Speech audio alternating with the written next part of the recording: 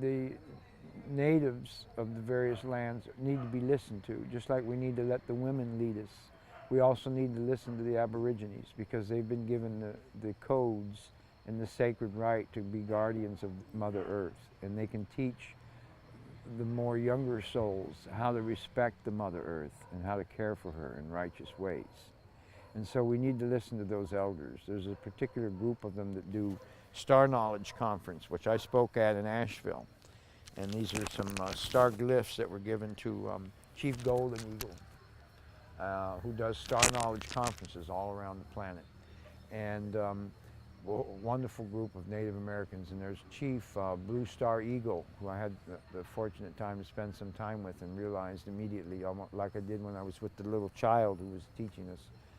The natives, they just have some special sacred information that teaches us all, even the ambassadors, about how to care for Mother Earth and what's important. And they even talk about not killing the spiders and things.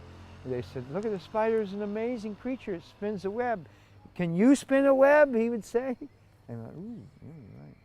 I've been, harming the spiders and things that you find in the houses and stuff because a lot of these creatures have their reasons for being.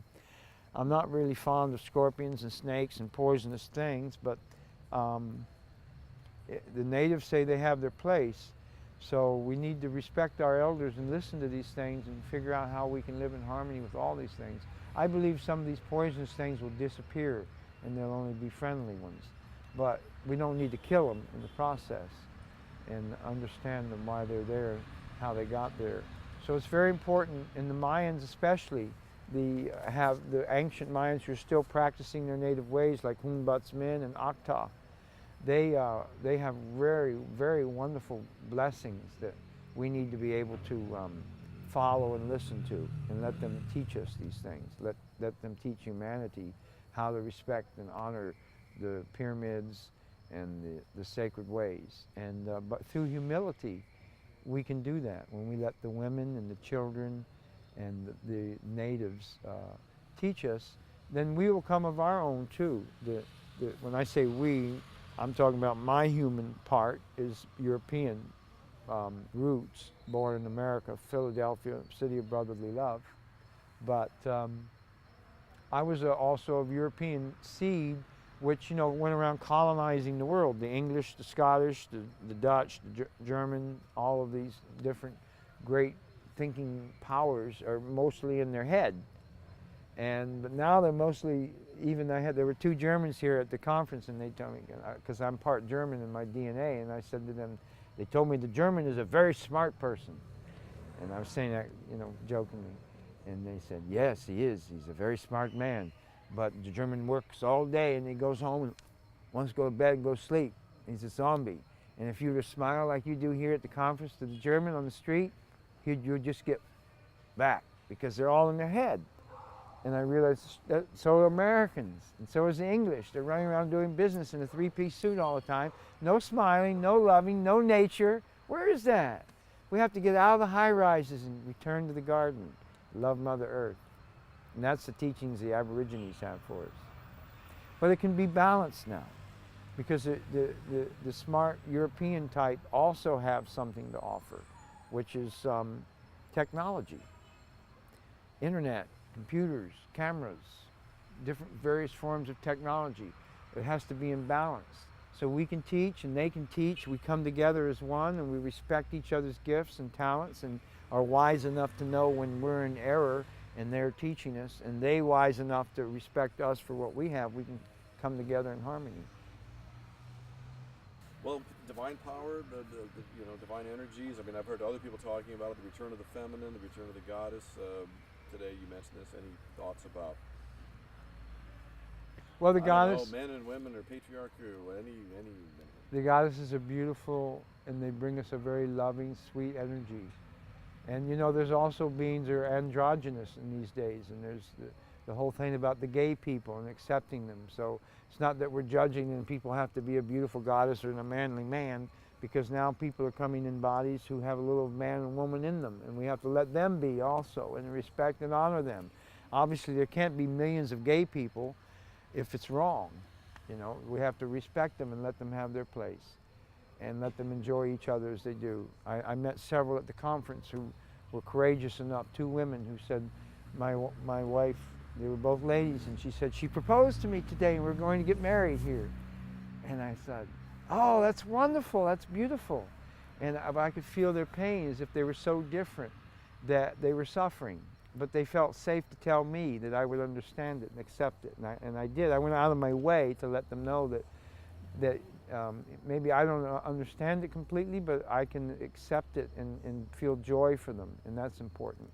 But when you see the radiant, beautiful, beaming goddesses that are so beautiful, and they're so compassionate, they're so loving, that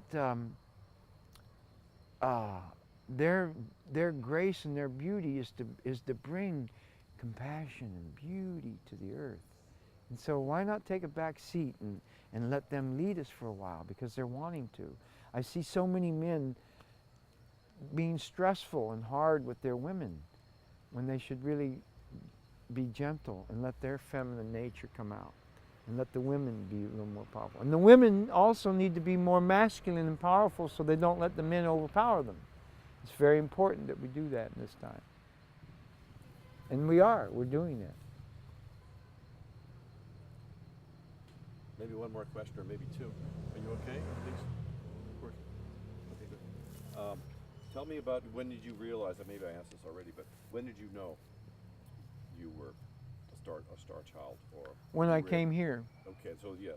And how did you, but what was the experience like? I mean, you said you realized, but what did you feel, or did it? Well, I did it came dream, here. or how did you? I came here from America, tired of an Exxon and the McDonald's on every corner. I went to every city of importance in America, and I saw that in Washington, D.C., to San Francisco, to Seattle, to Los Angeles, to New York City, to Manhattan, everywhere. Florida, every major city in the U.S. I went to. And many major cities all around the world. I mean, there was nothing. The old religions didn't have anything for me. America, the great land of the free, home of the brave, had nothing for me but military and academic, and that wasn't enough. So I found in occultism that you can pray to the gods and goddesses and the angels for guidance. And my guidance was that I was to leave America with nothing on my back but a backpack and whatever few coins I could get, and not worry about coins and daily sustenance. If the sparrow didn't worry about it, why should I worry about it? I could go out and find my destiny. And I did it.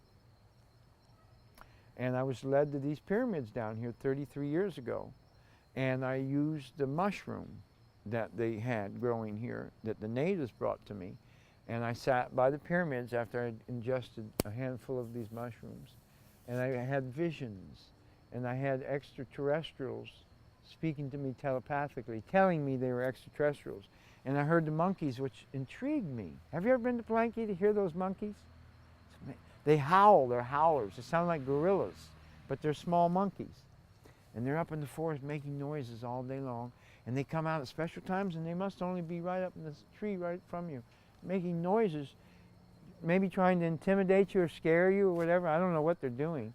But I thought they were mad cows or something when I first heard them, and they were quite frightening, but I wasn't afraid. But I thought, God, what is that? You know, was it a gorilla? I thought they were gorillas. The next day, the people told me they're monkeys, and they're harmless, I think. But they came to the pyramids that day, and they began speaking English. And the people I could hear that were visiting the pyramids, which weren't many at that time, I think there's only 2 other people on the whole grounds, I heard people talking. They were Mexicans, but I could hear them in English. I knew what they were saying. They were talking about me, and they said, who's that character with the long hair over there sitting there under the tree? What is he doing? It's rather peculiar. And I thought, talking about me again. And then, as when I had the realization from my extraterrestrial guides that I wasn't from here, that I had lived here at a time when the monkeys were equal to the humans and all the other things that walk, talk, swim, flew, and crawl, and that I was a space visitor that came in a ship when the pyramids were built, and I helped teach everybody. I thought, me? Then why am I here now just to, you know, roaming around like a wanderer through the world looking for something that's to do, something that's righteous, something to do with my life. If I was a great spaceman who came in a spaceship teaching to all the people, didn't make sense. And they say, yeah, well, it doesn't matter. There are stranger things under heaven and earth that you could ever dream about. And this is your revelation. This is what you came for, and you can take it or leave it. I took it.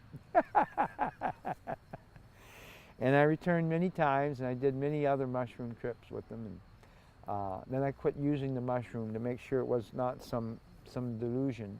And it was true. And then I studied it. And then the shamanist brought me that book, The Tongues of the Flesh, and it says, there are a certain class or order of beings in the universe, a few days after my revelation on the mushrooms, who wander from world to world, which are called the trash cans of the universe, whose job it is to give specific aid to these planets.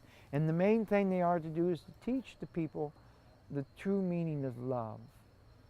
Because from where you come from, there are no enemies.